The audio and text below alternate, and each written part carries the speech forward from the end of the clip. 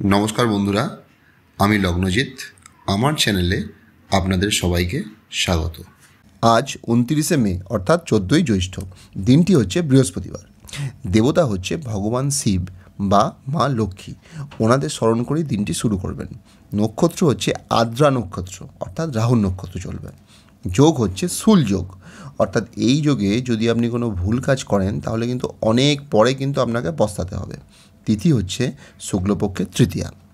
এবার চলে আসি কোন টাইমটা ভালো, খারাপ এবং ট্র্যাভেলের জন্য অ্যাভয়েড করা উচিত। যে টাইমটা ভালো, সকাল 9:24 থেকে বেলা 11:12, এই টাইমটা আপনারা শুভ কাজে ব্যবহার করতে পারেন। আর একটাও ভালো টাইম আছে, বিকেল 4:30 থেকে সন্ধ্যা 6:13 পর্যন্ত, এই টাইমটাও ভালো টাইম। যে টাইমটা আপনি কোনো শুভ কাজে অ্যাভয়েড করার চেষ্টা করুন সেটা হচ্ছে বেলা 2:54 থেকে বিকেল 4:33 পর্যন্ত। আর যে টাইমটা আপনারা ট্র্যাভেল বুঝে করবেন সেটা হচ্ছে বা অ্যাভয়েড করার চেষ্টা করুন বিকেল 4:33 থেকে সন্ধ্যে 6:13। মানে ওই টাইমটা ট্র্যাভেল আপনি করতে পারবেন না, কিন্তু শুভ কাজে মরলেস করতে পারবেন।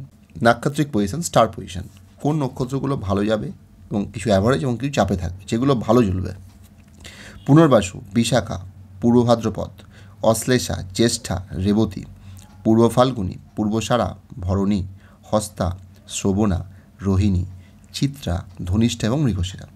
যে নক্ষত্রগুলো অ্যাভারেজ চলবে: আদ্রা, সাথী এবং শতভিষা।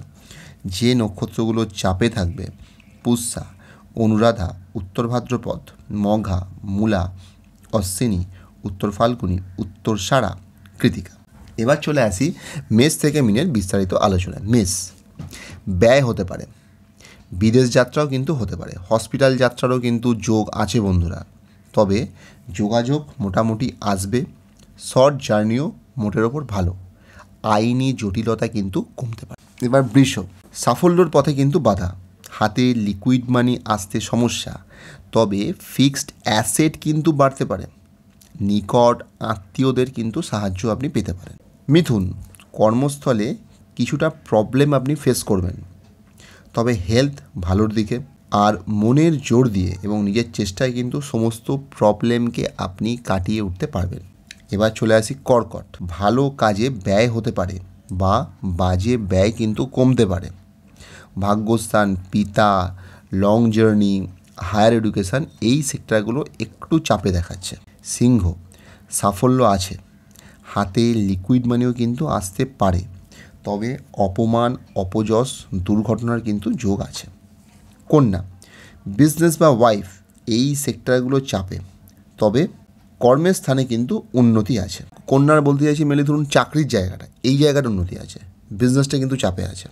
এবার তুলা, হেলথের দিকে নজর দিন, শত্রুদের থেকে সাবধান, পাওনা টাকা আটকাতে কিন্তু পারে, হাতের কাছে এসেও আটকে যেতে পারে। তবে পিতা, লং জার্নি, হায়ার এডুকেশান, এই সেক্টরগুলো কিন্তু একটু ভালোর দিকে দেখাচ্ছে।